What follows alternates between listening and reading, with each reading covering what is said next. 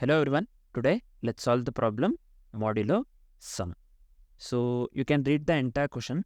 I'll just summarize the question so that we'll be able to understand quickly and easily. So what the question states is, so if we need to determine if there are non-empty subsequence of, just give me a second. We need to determine if there are non-empty subsequence of given sequence of integers. So non-empty subsequence of given sequence of integers means there has to be given sequence of integers such that the sum of the subsequence is divisible by specific integer m. So sum of the subsequence, suppose 1, 2, 3, I'm just taking the example. Sum of the subsequence must be divisible by specified integer m. So it has to be divisible by specified integer m. Given the constraints where the length of the sequence can be up to length of the sequence, this one. The length of the sequence should be, can be up to 10 to the power of 6. So the length of the sequence can be up to 10 to the power of 6, and m here, this is length, right? Length of the sequence. I'll just give L. And m should be up to 10 to the power of 3. Length has to be up to 10 to the power of 6 and m is up to 10 to the power of 3. And efficient approach is necessary. That's what they have given in the question, right? So let's see the approach. How can we solve this? Just give me a second. Just give me a second. First step is, as usual, if you have followed the previous problems, you'll be knowing. First step, we will be going with the input handling. We'll be solving the problem using the JavaScript or the Node. So first step will be going with the input handling. So while writing the code, you'll come to know if you have not followed the previous ones. So first step will be input handling. The second step will be, what we'll be doing is, here we will check for the simple cases. When I say we'll check for the simple cases, what are the cases? If the length of the sequence n, so the length of the sequence is n, they have mentioned here. Here you can clearly see, while explaining the problem also I have said, if the length of the sequence n is greater than m, if the length of the sequence n is greater than m, then the answer is always yes. This will be always yes, right? So if the length of the n is greater than m, then the answer is always yes. This is based on what principle? Pigeonhole principle. If you don't know pigeonhole principle, just Google it and try to study this. Actually, this is very easy to understand. Pigeonhole principle, you can study that one. So if the length of n is greater than m, it is always yes, based on the pigeonhole principle, which guarantees that m plus 1 numbers, at least 2 will have the same remainder when divided by m. That's what this states. Actually, you can you can just Google it and you can try to see what it basically does. It is easy to understand. So this is one thing. After checking this one, checking for the simple cases, what we will do? We are going with the dynamic programming approach. Nothing but we are approaching, the approach that we are going mainly for this problem is, we need to know the pigeonhole principle, and main approach is dynamic programming. We will be going with the dynamic programming approach. So what we will do? We will make use of the 2D DP array. So we will be making use of 2D DP array, right? So why we'll make use of the 2D DP array? First of all, 2D DP array, nothing but we can represent in this format, right? So I'll just write it in a correct way. I'm making use of 2D DP array. So I'll just consider this one ij. So where DP of ij represents whether it's possible to achieve the remainder j. So we have to achieve the remainder j itself, right? Using the first I elements of the sequence. So this one, what it represents is whether it is possible to achieve the remainder j, this one, remainder j, using the first I elements in the sequence. Possible to achieve the remainder j using the first I elements in the sequence. This is what dp of ij. This one represents 2D array dp. So we'll be initializing the dp array and we will iterate through the sequence to update the possible remainders. That's what we will do. So after initializing the dp array, quite obviously then that we will iterate through the sequence to update the possible remainders, right? Finally, what we will do in the final step, the fourth step, we will be outputting the results. Just give me a second. 1 second.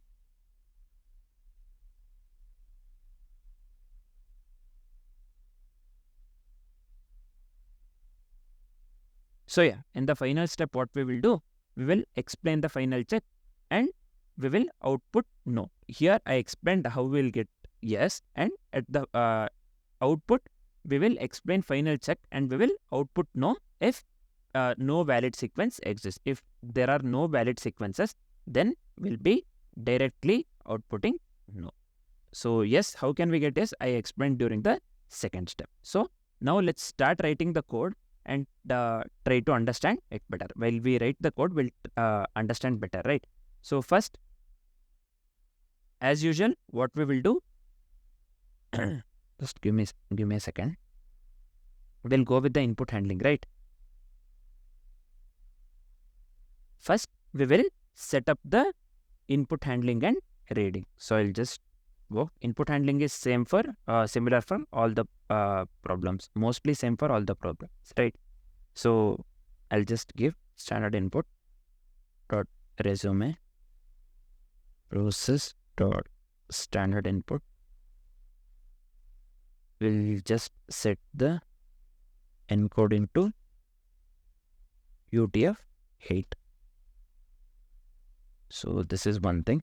Next, we will initialize the input string and the current line to 0. How can I initialize the input string? I'll just give input string equals this one. Also, current line to this one, current line to, I'm initializing this one to 0.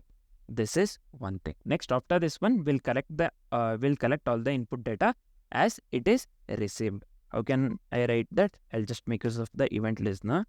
I'll just give on here. We have to collect the data, right? This one.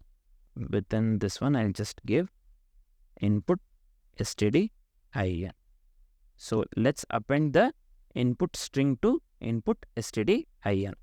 So I'll just give input string. We can append in this way, right? Input std in. So next, so I'll just copy the same thing and make the necessary changes. Next step, what we'll do, we'll process the input data once all the input is received. So once we have received all the input, we have to process the input data, right? Here, I'll just change this one to end.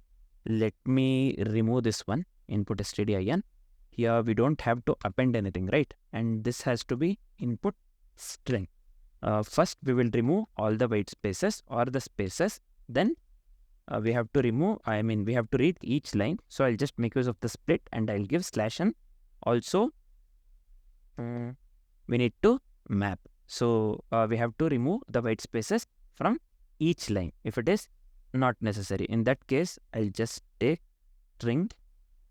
Let me give string dot. Again, I'll be making use of string. So this is fine. Next, here after this, I have to call the main function. So we have not written the main function yet. We will be writing the main function in the future.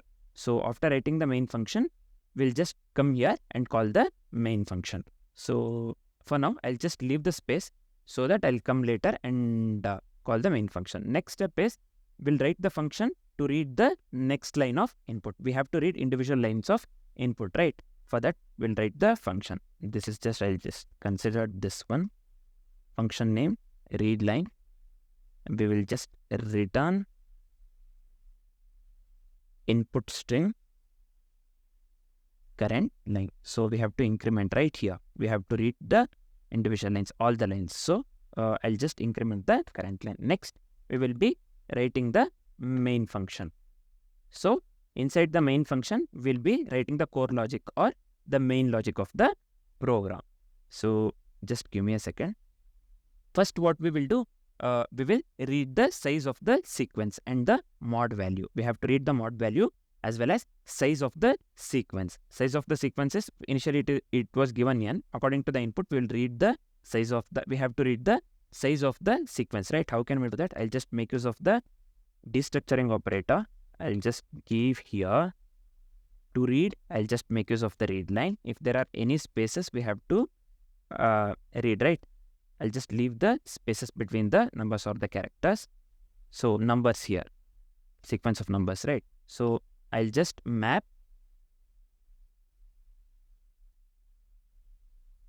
this one. This is of type number. That's what I'm telling here.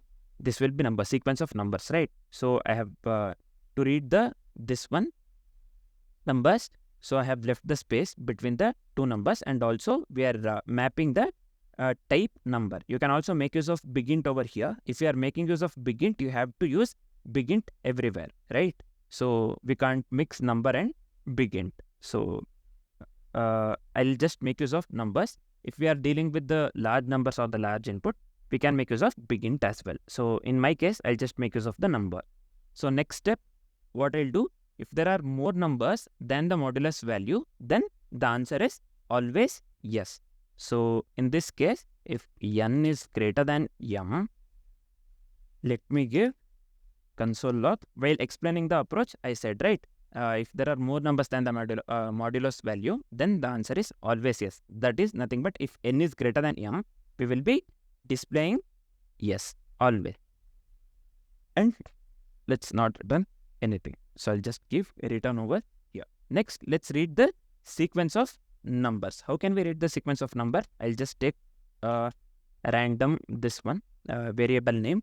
To read, I'll just make use of read line, and also same thing, split space between this one numbers and map of type number. So this is one thing. Next, after reading the sequence of numbers, so we are initializing the DP array with n plus 1 rows and n columns. And initially we'll set all the rows and columns to false. So how can we do that? I'll just take dp equals array dot from. So this will be len n plus 1. So here I'll just say we have to fill this one with false, right? Rows and columns with false. So this one has to be array of m. I'll just fill this one with false. So I'll just use this. Next, let's set, this is the base case. What is the base case? Basically, the sum of 0 with no elements is always possible, right? We'll set that one to Boolean value true. So again, I'm telling sum of the 0 with no elements. We are not having any elements, and the sum of 0 with no elements is always possible. Nothing but we have considered the 2D array. So I can directly give dp of 0, 0 is always possible. So I'll just set this one to Boolean value true. So this is fair. Next, as I've said in the approach, after initialization of the dp array, we will iterate through each number in the sequence. For iteration, I'll just make use of the for loop. For let I equals 1, this has to be less than or equal to n, I plus plus. So this is one thing. Sorry, did I miss something here? I plus plus. So just give me a second. I do something. I press something, I think.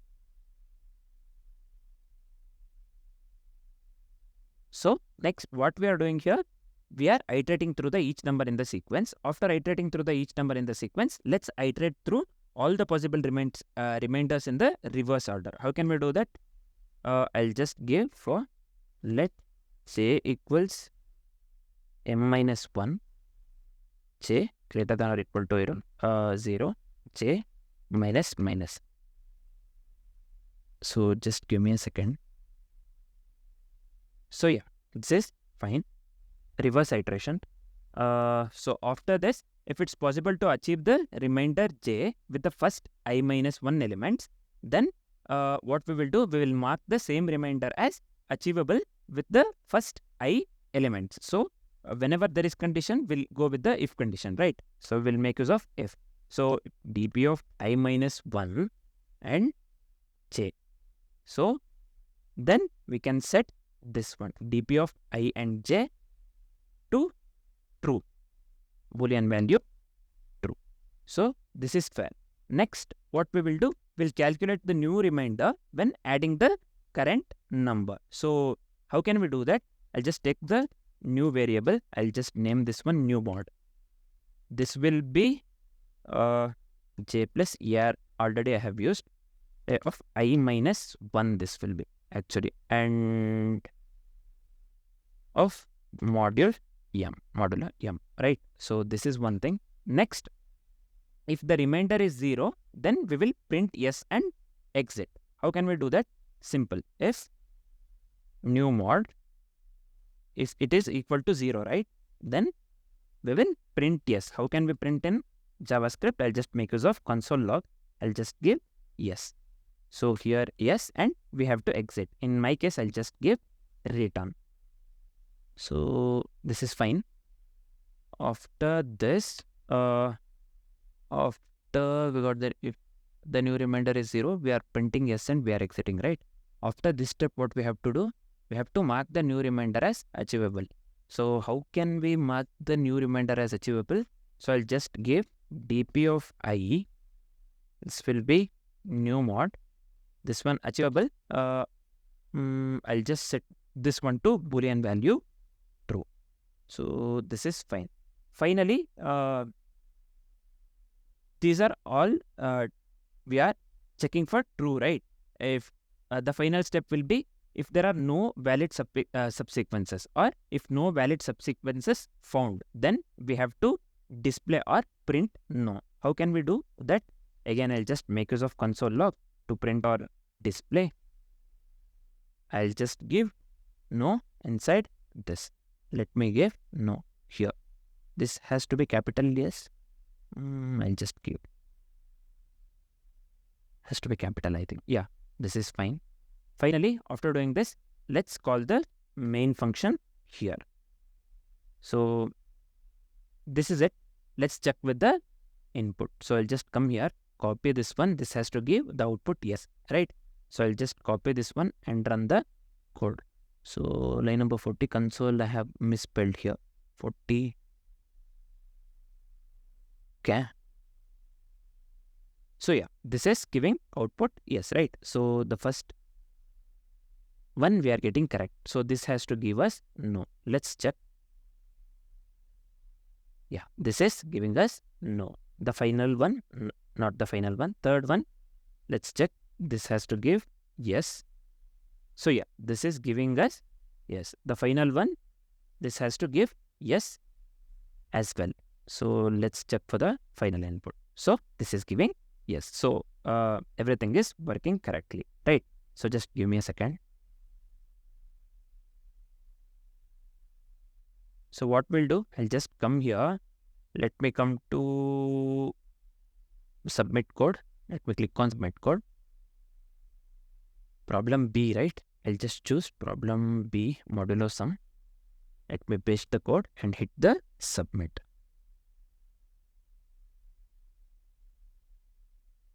So yeah, you can clearly see here, this shows accepted. So everything works correctly. So here, one thing I had made mistake. I had misspelled the console, right? In the line number 40. That was the only thing. That's fine. So this works. This code works absolutely correct. So this is it. Thanks for watching, guys.